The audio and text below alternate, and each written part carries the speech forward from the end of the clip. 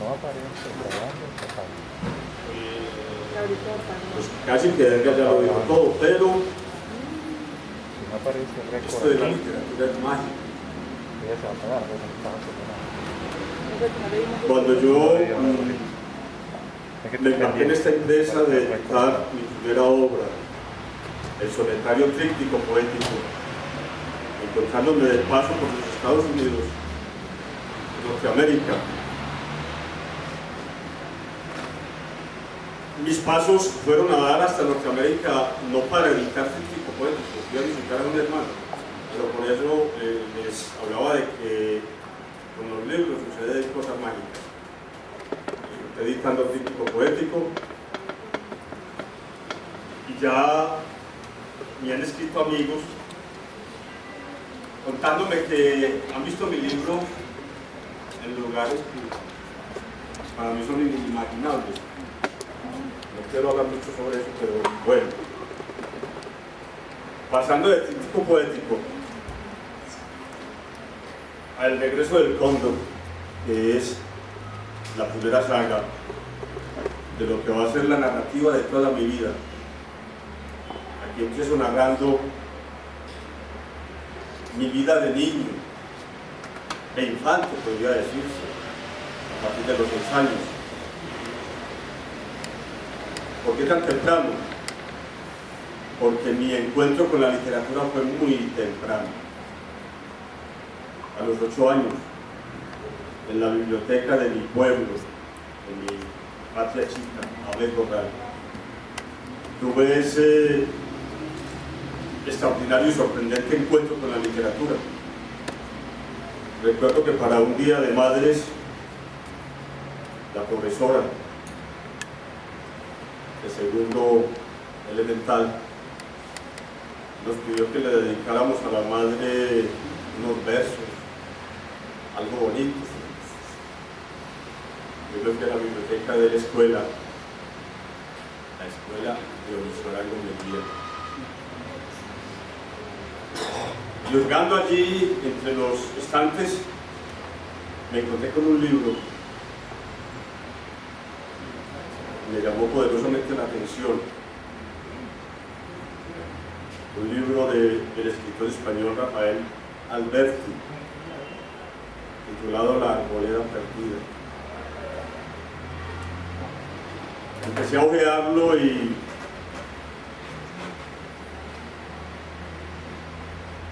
se me vinieron las lágrimas.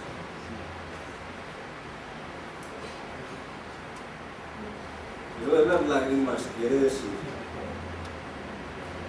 que allí el niño Jaime Ignacio Jaramillo Corrales se encontró con el poeta. En ese momento me dijo: algún día tendré que escribir cosas tan bellas como las que acabo de escribir en estas páginas. Bueno, sobraba material en aquella biblioteca para dedicarle unos versos a mi madre, pero no fue exactamente de un libro que los extrajo. Ya por allá con algunos amigos más adelantados que yo, había tenido la oportunidad de hablar algo de poesía. Y yo me sabía unos poemas, no, unos versitos muy elementales, dedicados a la madre. Sí, y son estos: madrecita mil veces adorada, estrella fulgurante en mi camino, no me dejes envuelto entre la nada, ilumina el perfil de mi destino. En esa cuna, cuando yo muy niño lloraba saturado de embeleso, mi madre me arrullaba con cariño y en mi frente dejó la mía. Esos fueron los besos que le dediqué a mi madre.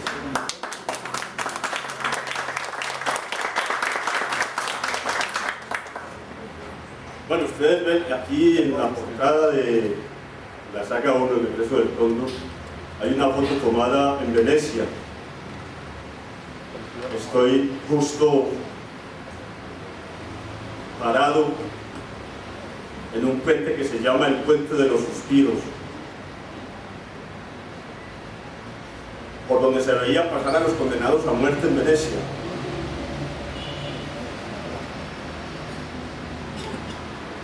Allí no quedó en la fotografía.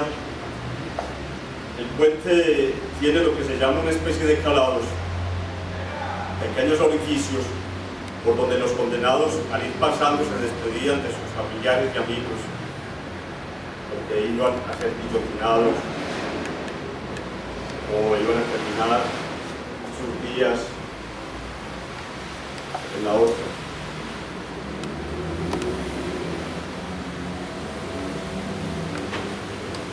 Quise ir a Italia,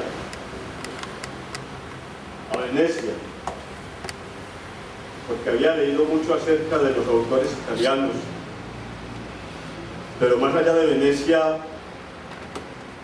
me atraía uno de los más grandes de la literatura universal, Dante Alighieri. Quería ir, conocer el entorno de Dante. Estuve de pies enfrente de su casa. Dante marcó mi vida en la Divina Comedia. La leí estando muy joven. Muchos me decían que era cosa de locos que un muchacho de la edad que yo frisaba en aquel entonces estuviera leyendo la Divina Comedia, que eso no lo entendía nadie. Pero a mí, esos versos, una obra del principio a fin, desde el primero al último verso, concebida así, en la más exquisitez de la métrica, como lo hizo Dante Alighieri, se necesita más que talento, poseer magia. Y hace poco releí la Divina Comedia y pude degustarla mucho más. Me decía un amigo, yo no he podido con la Divina Comedia. La he iniciado varias veces y la abandono por allá sin pasar de la página 50, si acaso.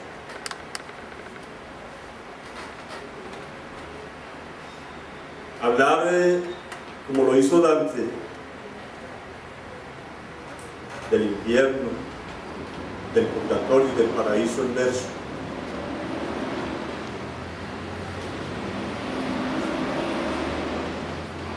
y hablar de todos sus amigos, desde la infancia hasta su edad madura, amigos, compañeros de letras, otros no, su familia, todo su entorno. Me decía alguien, pero es que él se arrogó la condición como literato de ubicar a unos en el infierno, a otros en el purgatorio, y a sus más amigos los envió para el paraíso. No es así. Hay que leer la Divina Comedia muy despacito para concluir que es de verdad escribir poesía. Esto es hermoso. Así parezca ininteligible. Termino con Dante. Por eso está en la carátula esta foto, la que habla de mi paso por Italia y exactamente por las tierras Dante Aligherianas, Florencia. Bueno, esta saga va a continuar, obviamente. Es mucho lo que tengo por narrar. Hablaba la semana pasada con dos de las personas que me invitaron a este evento, de ellas la señora Beatriz y es rosa, ¿cierto? Que todo es tan, a veces maravilloso, mágico e incomprensivo en la vida, que yo tuve aquí una cita, va a ser 28 años, una cita que no pude cumplir, y voy a narrarles por qué no la pude cumplir. Porque recién había nacido mi hijo, mi primogénito, y yo llevaba 3 días de trasnocho ayudando en los cuidados del recién nacido. Esa cita aquí la tenía yo con 2 grandes amigos,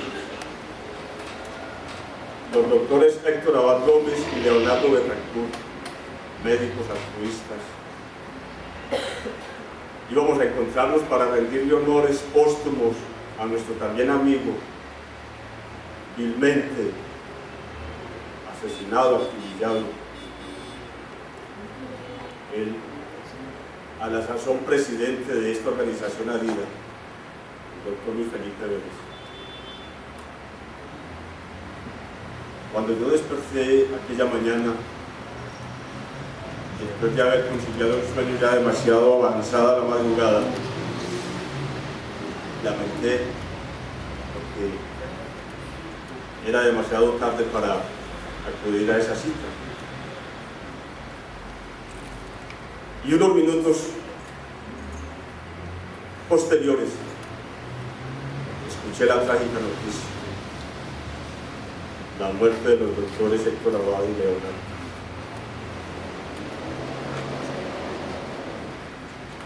No sé, es misterioso. De pronto los muertos aquella mañana no iban a ser 2, sino 3 o más. Pero sigo creyendo en que hay alguien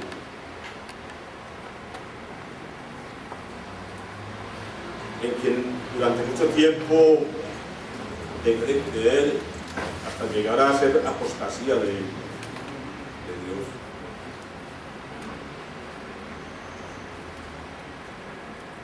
Como tantas veces, después de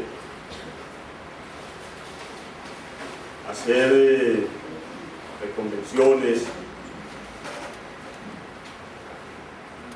y empezar a mirar las cosas desde otra óptica, le doy el crédito a él, a Dios. Que es, como dice mi hermano Edgar, quien tiene anotado por allá en su libro de cuentas mi fecha de vencimiento, y no era aquella.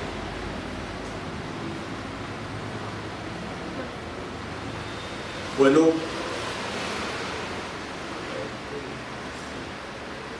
todo esto de lo cual vengo hablándoles tendrá que ir en una de las sagas, porque será una saga muy posterior, muy añeja.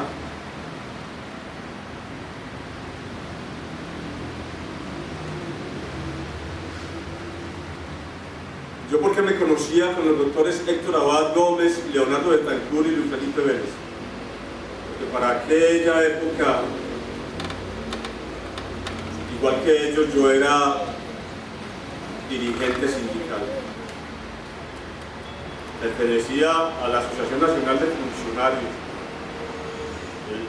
la rama judicial, magistrados, jueces, fiscales y empleados. Y nos consultábamos permanentemente acerca de la evolución de cada una de nuestras organizaciones. Cuando por alguna razón teníamos que adelantar alguna protesta, pues inmediatamente nos hacíamos presente para aportar nuestro óvulo de solidaridad. Mi vida, en muchos aspectos, la inicié de manera prematura. Después de la muerte de mi padre, Yo pisaba a los 12 años. De mi amadísimo pueblo, Abejo Real. Con mi madre y demás hermanos tuvimos que mudarnos acá, a esta ciudad, Medellín.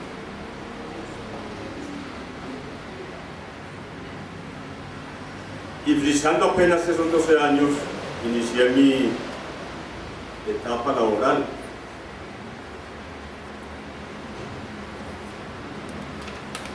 Fui obrero, casi cumpliendo los 13 años hasta los 16, porque tenía que esperar a cumplir la edad necesaria y suficiente para vincularme al Poder Judicial, porque un compañero, un colega de mi padre me había hecho esa promesa: cuando cumpla los 16 años, Jaime, vas a vincularte al Poder Judicial. Y antes que me arroparan los 16 años, tuve 3 años de mucha aventura, como lo dijera hace un momento, prematura, como obrero en una fábrica, desempeñando destinos que no eran propiamente para hombres de mi edad, oficios rudos, a los cuales tuve que acostumbrarme, y terminé ejerciéndolos con mucho cariño, con mucha entrega, porque le cogí amor al trabajo. Esa será otra saga. O sea que les hablo y me excusan en forma un tanto, por decirlo de alguna manera, saltona, porque esa es mi obra. Las sagas.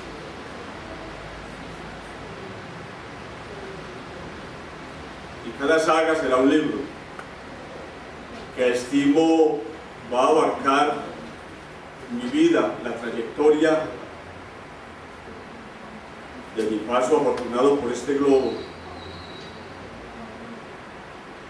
en lapsos o interregnos entre 4 y 6 años. O sea que van a ser bastantes las sagas.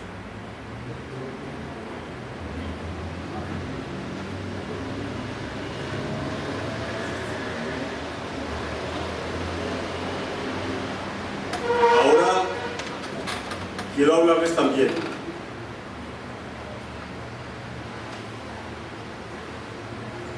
de que se hizo realidad lo de vincularme al Poder Judicial cuando cumplí los 16 años. Y como todo en mi vida ha sido precoz, prematuro, casi que de inmediato conocí hombres de gran talante, hombres con inteligencias superiores, diría yo, que de pronto muchos quieran disentir de esa formación. Uno de los primeros hombres que conocí, inmediatamente me vinculé al Poder Judicial, fue a Jaime Pardo Leal.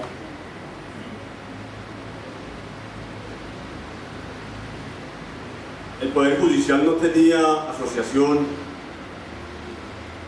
el equivalente al sindicato. Hablar de agrupación asociativa o sindical en aquel entonces era un delito, un crimen que merecía el castigo de los réprobos. Es muy delicado hablar de eso. Durante 2 años, en forma clandestina, empezamos a organizar esa asociación. Y se fue sumando mucha gente muy talentosa. Magistrados, jueces, magistrados con conciencias muy avanzadas y muy humanizadas, lo mismo que jueces y empleados también, desde luego. A ver, porque la conformación de esa asociación la jalonábamos más que todo los que nos habíamos iniciado como empleados, y yo me inicié como empleado desde luego. Hasta que llegó el momento.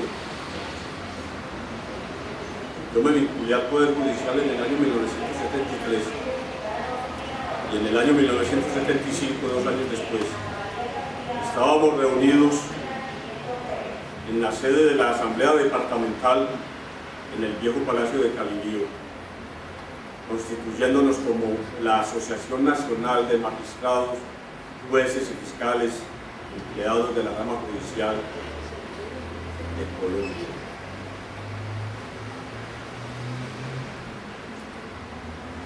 Y allí fue donde empezó a afianzarse mucho más mi carrera como directivo político sindical, haciendo el recorrido completo a lo largo de más de 20 años hasta llegar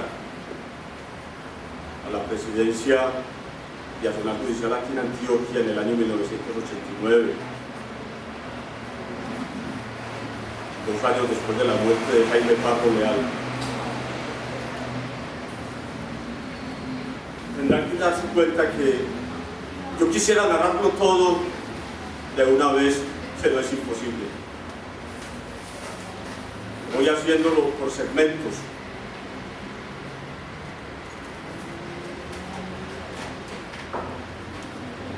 Habría tenido que hablar necesariamente primero de la muerte de mi gran amigo Jaime Pardo.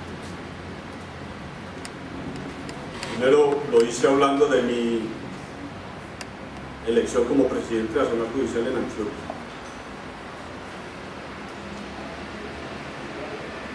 Porque de la única forma que uno organiza todos estos eventos, todas estas aventuras y experiencias, que a veces pareciera que son aventuras quijotescas, de la única manera que uno las va hilvanando, organizando, es sentado frente al papel con la pluma en la mano. Sí, fui elegido en ese año 1989 presidente de la Nacional Judicial en Antioquia, en plena guerra con el cartel de Medellín, quien nos declaró objetivo militar y semanalmente nos asesinaba 2 o 3 compañeros. En un año, esto es atroz, siendo yo el presidente de la Nacional Judicial, perdimos a 12 magistrados, bañados en amapolas de sangre por las balas del cartel de Medellín, jueces, fiscales, empleados.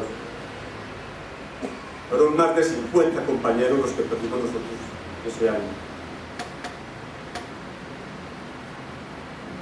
Era más el tiempo que permanecíamos en huelga o en lo que todos conocemos como el paro. Estábamos levantando un paro e inmediatamente la noticia de otra muerte y no alcanzábamos a reintegrarnos a las actividades laborales porque de inmediato teníamos que celebrar una nueva asamblea y declararnos en huelga permanente.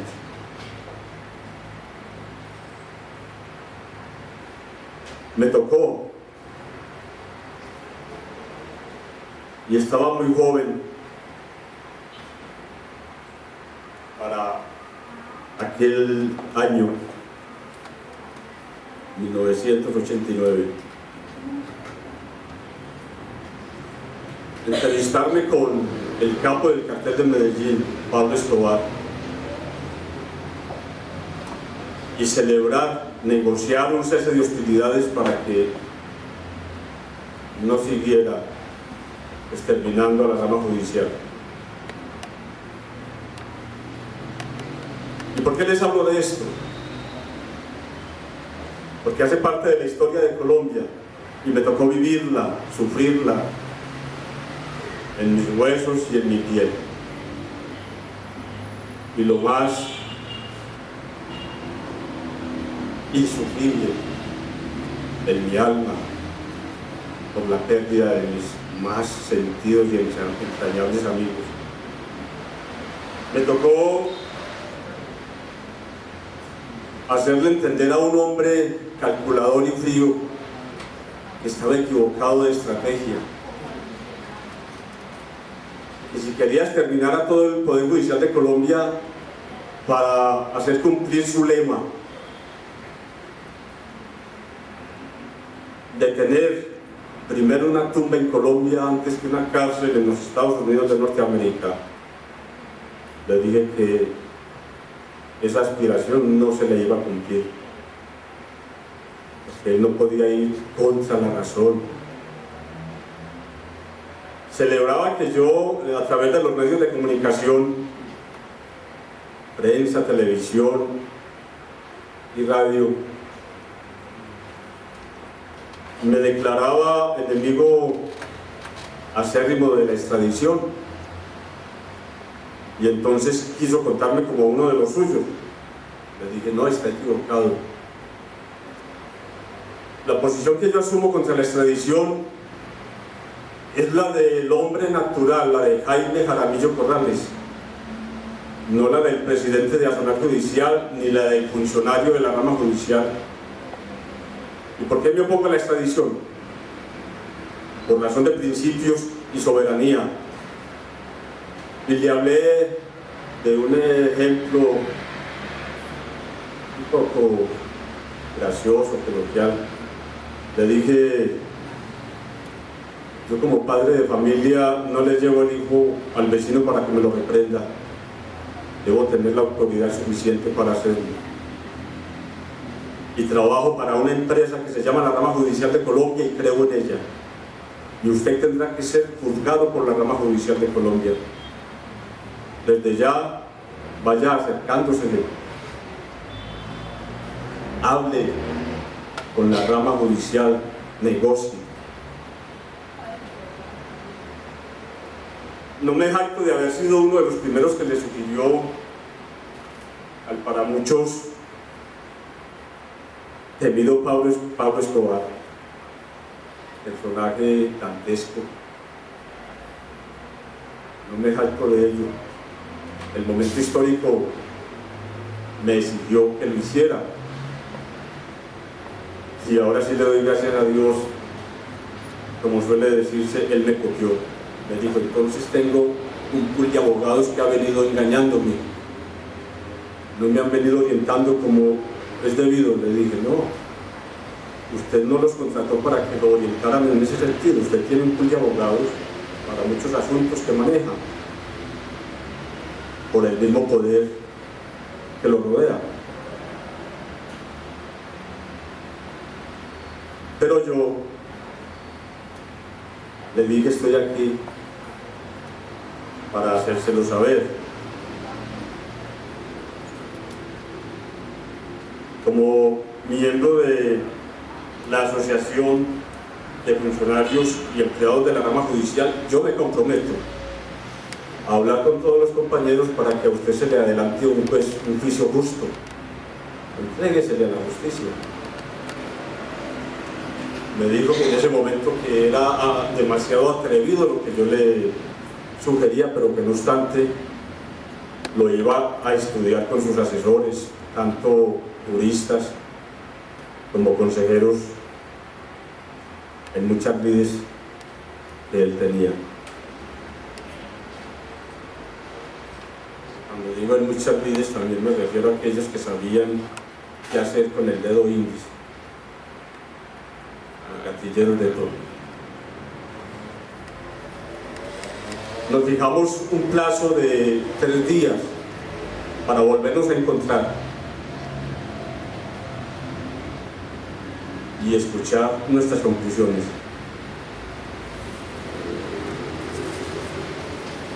Al tercer día nuevamente me encuentro con Pablo Escobar Gaviria y me dice: usted tiene toda la razón.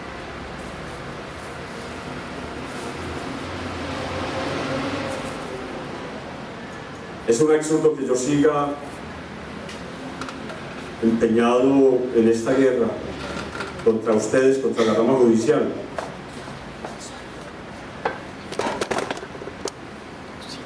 Me suena lo de acercarme a la rama judicial y negociar con ella, pero voy a entregarle un pliego de requisitos, de peticiones. Y entre los puntos de ese pliego estaba el de que se entregaba, pero exigía una absoluta impunidad para él y toda su organización. Es decir, esto no depende de mí, hay que estudiarlo con la Junta Directiva Nacional de nuestra organización. Bueno, y para ir abreviando,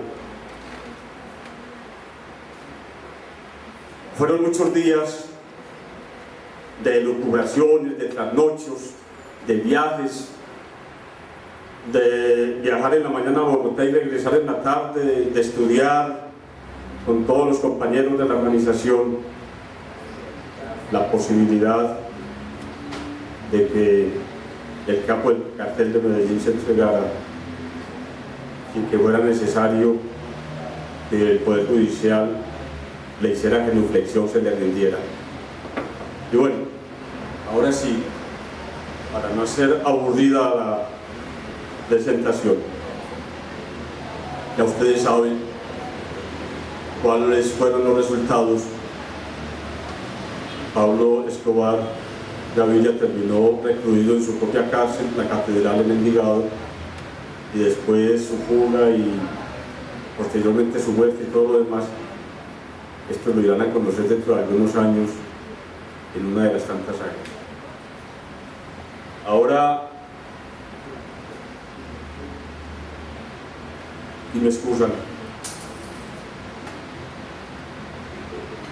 que les esté hablando de todo esto. Ustedes se preguntarán: ¿y por qué si vinimos fue a escuchar a un escritor, a un poeta? Si es que esa es la vida de los escritores, esa es la vida de los poetas. Nada menos, esta semana perdimos a dos grandes literatos: Eduardo Galeano, el autor de Las venas abiertas de América Latina, gran obra, y el Premio Nobel de Literatura del año 1999, Günter Grass, el alemán Günter Grass, autor de un gran libro que pasé por mis retinas, El tambor de Ojalá. Y yo he sido llorado toda la vida. Leyendo el libro lloré copiosamente y viendo la película no me aguanto. Tuve que abandonar la sala de cine.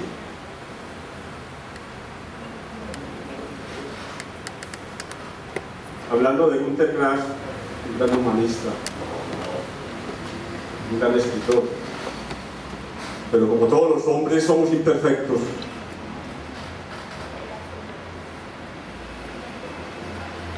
Se supo en años recientes que Günter Grass le había servido al régimen de Hitler en su policía secreta, la Gestapo, los SS, protegiendo a uno de los lugartenientes de Hitler, a Himmler, de quien ustedes, me imagino, han oído hablar. Pero en una nota que yo colgué en mi página de Facebook, en internet, afirmé que había que pasarle aquella falencia a Günter Grass, porque a pesar de los pesares nos dejó un gran legado, una gran obra, y cumplió su rol con la humanidad, no con la literatura, porque los escritores cualquiera sea nuestro rol, no estamos cumpliendo roles con la literatura en ninguna faceta regional o universal, no, estamos cumpliendo un rol con la historia. Estamos escribiendo cosas que la humanidad tiene que conocer para que algunas no se repitan, otras sí, porque también se narran cosas que vale la pena declararse epígono de las mismas, imitarlas.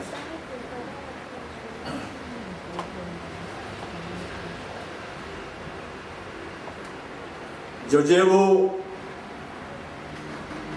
sobre mi humanidad de hombre, me declaro sin alardear, humilde,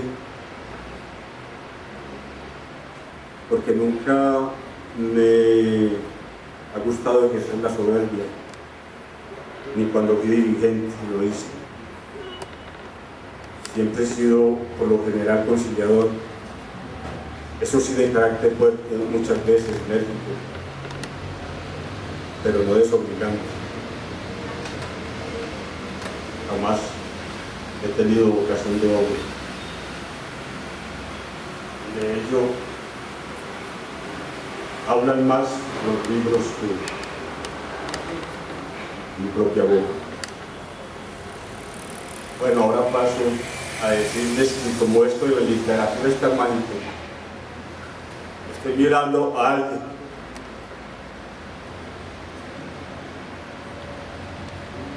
que conocí por allá en el año 1998, era sido no poeta.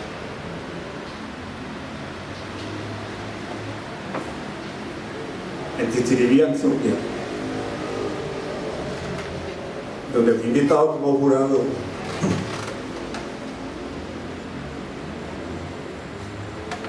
Al festival que hacía Titiribí, poeta, no sé si todavía lo hace, porque yo fui jurado durante 3 años consecutivos, 98, 99 y 2000. El Festival Nacional de Poesía Inédita y Declamación, en la tierra de Antonio José Restrepo, perdón, Nieto Restrepo. Y allí nos conocimos.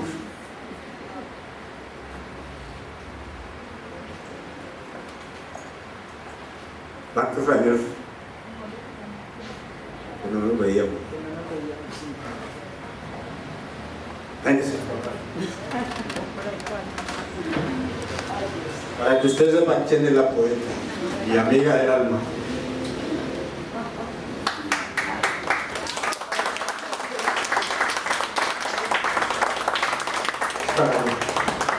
Buenas tardes. De verdad que cuando me di cuenta que Jaime iba a hacer el lanzamiento de su obra literaria, para mí fue muy gratificante saber que de nuevo me iba a encontrar contigo. Un hombre maravilloso que ha trasegado caminos bastante difíciles para lograr una literatura tan decantada y hermosa como la que hace Jaime. Un maestro, un crítico, un hombre de literatura, como les decía antes, un hombre que ha trasegado todos los caminos para poder lograr lo que hoy está plasmando en el libro La Saga. Para mí es una persona que deberíamos no solo hacerle este homenaje en un recinto cerrado como este, sino que se le dé el nombre que él merece como escritor en todos los espacios de Colombia, porque desafortunadamente a veces, y lo digo por conocimiento propio, a veces lo aceptan a uno más fácil en el exterior que en nuestro mismo país. ¿Por qué? Porque de todos modos yo también he trasegado algunos caminos en la poesía, en la música, en el teatro, en la danza, Y me he dado cuenta que, al igual que Jaime, nosotros llegamos a un país diferente al nuestro y nos prenden velas. Pero llegamos acá y dicen, ay, pero es que ahí viene Jaime, pero es que ahí viene Herminda Chavarría. Y a veces somos hasta desconocidos en nuestro mismo país. Entonces, yo quiero que todos nosotros le demos un fuerte aplauso a Jaime, porque él ha sido un gran representante de la literatura en todo el mundo, en todo el mundo. Porque no crean que aunque no nos hemos visto personalmente, yo le sigo los pasos, una espía silenciosa.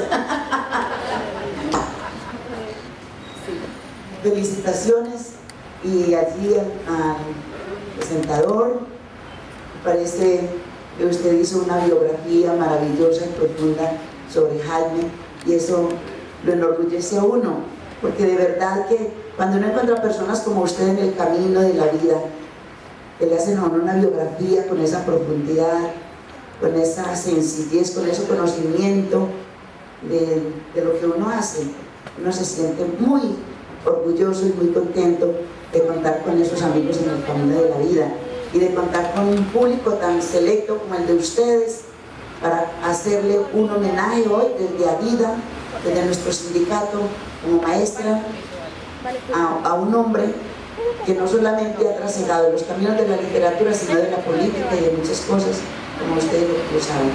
Otro abrazo y un fuerte abrazo y beso desde mi alma. Linda, de verdad que ya la han escuchado. Es una mujer que respira por todos los poros amor y bondad. Y también me sacó lágrimas cuando leí su primer libro, Herminda. Ah, sí, Veleros en el viento. Veleros en el viento, hermoso. Un aplauso para Herminda, de verdad. Mira que es mágica la literatura, es mágica la vida en general. Lo que hace 28 años no se dio, gracias a Dios. 28 años después, la vida, Dios, me da un gran premio, el aguinaldo de cumpleaños por adelantado, encontrarme con...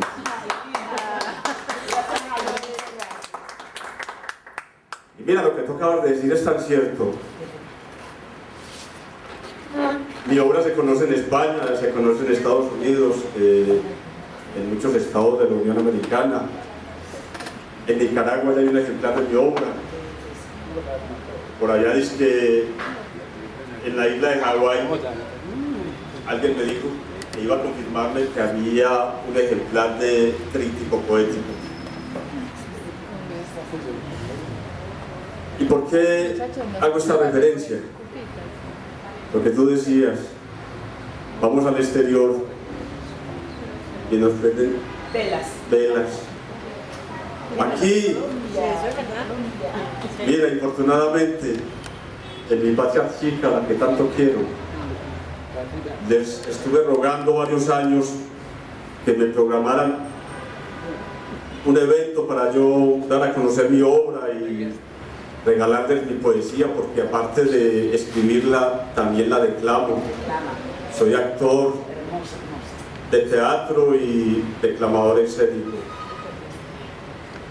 Y ni siquiera después de haber hablado con el presidente de la colonia de mi pueblo, ha habido quien me extienda una invitación.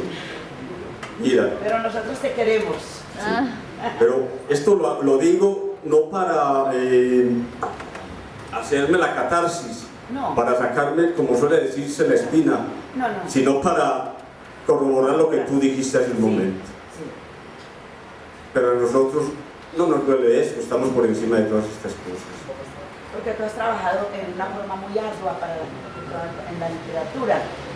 Y sí, he conocido muchos grupos de acá de Medellín regalando tu tiempo para que los jóvenes y las personas aprendan a escribir y eso lo debería tener en cuenta Secretaría de Cultura para darte esa oportunidad de que ocuparas otros espacios, no para que te sientas más grande, sino porque la gente, uno necesita que la gente le dé a uno el aplauso en vida y que la gente reconozca el trabajo de uno, aunque no se le paguen el dinero, sino que le digan a uno gracias por tu trabajo, te felicito por tu trabajo. Claro. Sí. Y tú ahora, yo pasé por muchos grupos literarios acá en Medellín, entre ellos una hermosa tertulia literaria, La Magia del Verso, La magia del verso. A mí me da champañita. que preside María mi Cecilia gran amiga Estrada. María Cecilia Sí, Estrada. sí. No está porque no pudo venir. Pero la vida nos gratifica de muchas formas. Claro. Tener a amigos como tú. ¿Usted dónde está apuntando? En la Universidad de Antioquia ha habido sensibilidad, porque recuerda que era la universidad la que nos convocaba en Titiribí. Sí. Dentro de esas gratificaciones que la vida me ha dado, hay una aquí en el pasaje de Junín, junto, voy a hacerle la cuña a Lascaux. En la Unión. Allí tiene oficina, entre comillas, un amigo a quien quiero mucho, un poeta ya casi nonagenario, Luis Flores Berrío, con quien he tenido la oportunidad de solazarme muchas veces allí, compartiendo, sí. Yo soy ahorita presido el Centro Literario Antioquia, que tiene 35 años de fundado, y estamos en la Biblioteca Pública Piloto, Sí. en el Auditorio Manuel Mejía Vallejo. Y allí le hicimos hace 20 días un evento, un homenaje hermosísimo a Luis Flores Berrío. Qué bien. Sí, porque es otro hombre maravilloso. Maravilloso, Sí. en toda la extensión de la palabra literaria. Yo también pertenecía al Centro Literario de Antioquia hace años. Sí, donde estaba Miriam, Miriam, doctor Sierra Paneso. el doctor Bernardo Sierra Paneso, Sí. con quien compartí En Titiribí. jurado en Titiribí, Ajá. Bernardo Sierra Paneso y Leontina Sanín Toro, Leontina Sanín Roberto Escobar Sanín, y este amigo Edgar, un amigo Edgar nuestro que también Montoya. es actor, Edgar Gómez, de apellido Edgar Gómez. Montoya. Edgar Montoya, el gran declamador de poesía negra. Pero María recuerdo Elena. que en el año 1998 los jurados fuimos Bernardo Sierra Paneso, se me olvida el segundo jurado, la excusa, el bache en la memoria. Edgar es de apellido Gómez, actor también de tablas. Sigifredo Gómez. Sí, Sigifredo Gómez. Sí. Y lo que voy a hacer enseguida, se los voy a hacer por primera vez a ellos dos, a Bernardo Sierra Paneso y a Sigifredo Gómez. Declamar algo que yo aprendí a declamar, y lo digo sin jactancia, lo aprendí a declamar, la nacencia, que ha consagrado a grandes declamadores a lo largo y ancho del territorio patrio.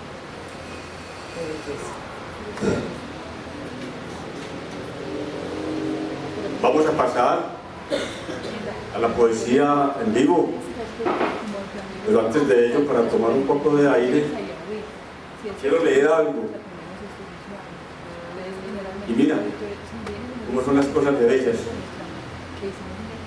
coincidencias tan mágicas sobre lo que tú hablabas, y que necesariamente yo tuve que seguir esa dirección de tus palabras.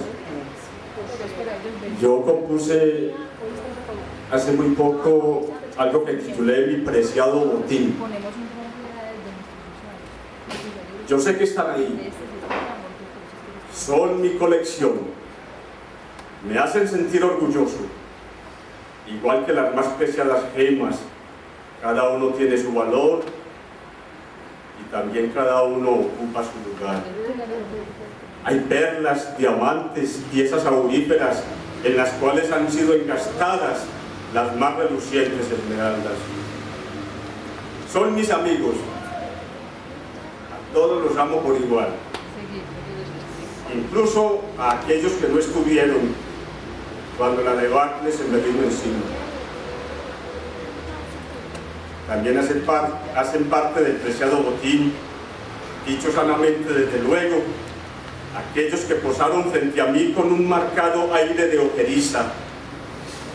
Amigos míos, los fieles y los que no lo han sido, no tengo nada que perdonaros. Cada quien juega su rol. El capitán debe hundirse con su barco después, obviamente, de haber hecho lo posible por salvar a los que llevaba a bordo. Y mi corazón, mi cerebro, qué sé yo, mi íntegro ser, se ha derrumbado varias veces y también se ha levantado todas esas veces, con vosotros ocupándome entero. Para terminar, os afirmo, vosotros, sin discriminación, habéis sido mis maestros. Bendito por Dios.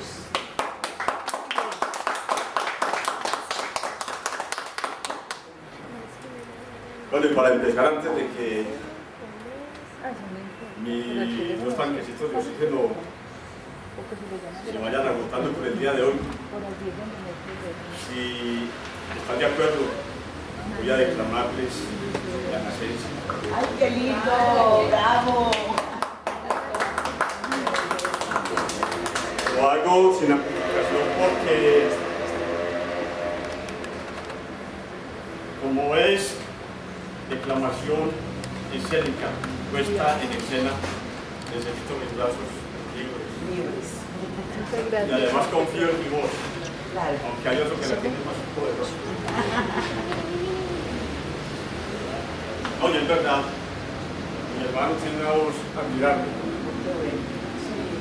Cariñosamente, por su timbre de voz, lo llaman el rock. Una voz bonita, sí. Una gran voz. Mi hermano ha sido un hombre, aparte de ser periodista, un hombre de radio muchos años, un gran actor. Le he aprendido mucho.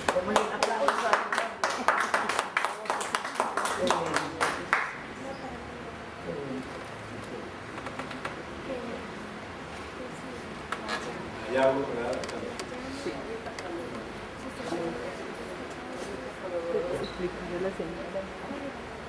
Gruñó los recios como varones pardos, la luz del sol que se agachó en su cerro, y las hartas cogollas de los árboles de un color de naranja se tiñeron. A bocanadas el aire nos traían los ruidos de allá lejos, y el toque de oración de las campanas de la iglesia del pueblo. Íbamos ambos juntos, en la burra, por el camino nuevo. Mi mujer, muy malita, suspirando y gimiendo. Bandas de gorriatos montesinos volaban chirriando por el cielo y volaban para el sol, que en los canchales daba relumbres de espejuelos. Los grillos y las ranas cantaban a lo lejos y cantaban también los jardines.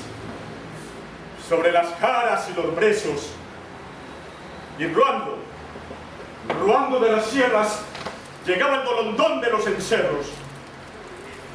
Qué tarde más corta, qué anochecer más bueno, qué tarde más alegre, si fuéramos contentos. ¿No pueden ser más? Ve, hijo, váyate con la bola para el pueblo y vuélvete deprisa con la abuela, la comadre y el médico. Y bajó de la burra poco a poco, se arrayaló en el suelo, juntó las manos y miró para arriba.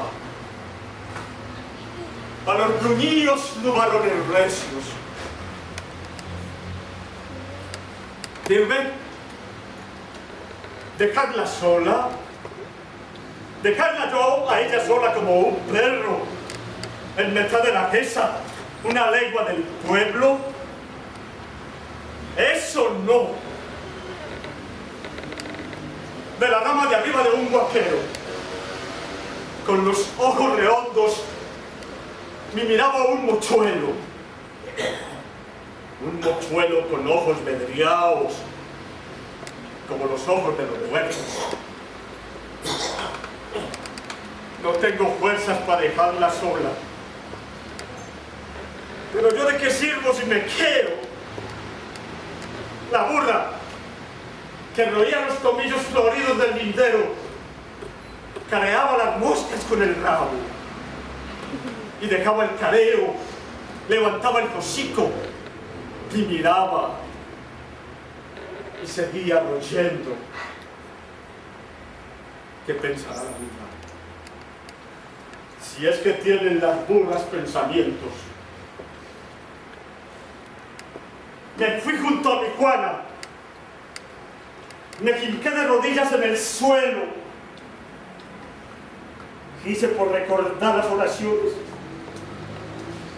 que me enseñaron cuando nuevo. No tenía paciencia para hacer memoria de los rezos.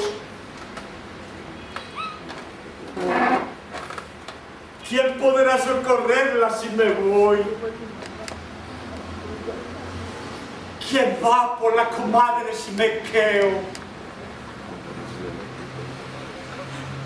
Aturdido del todo, volví los ojos para los ojos redondos del mochuelo y aquellos ojos verdes tan grandes, tan abiertos,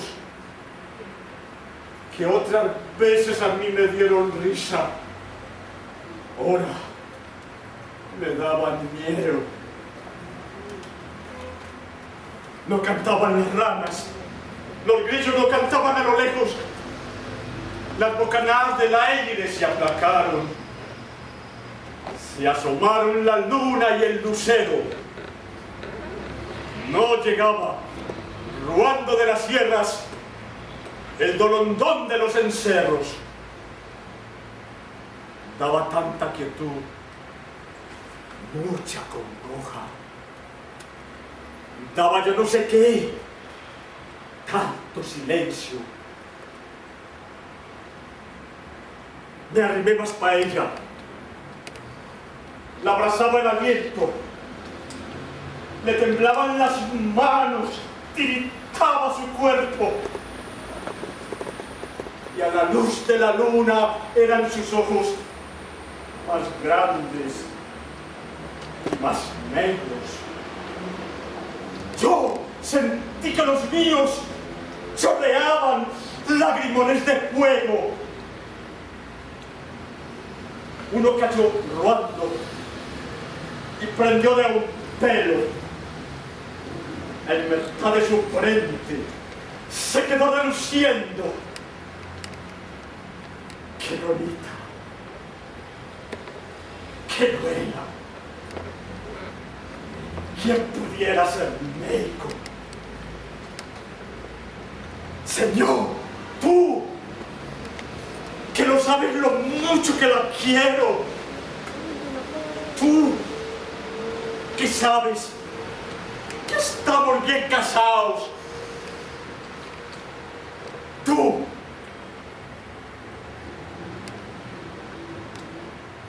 que haces que broten las simientes que echamos en el suelo. Tú, que haces que granen las semillas cuando llega su tiempo.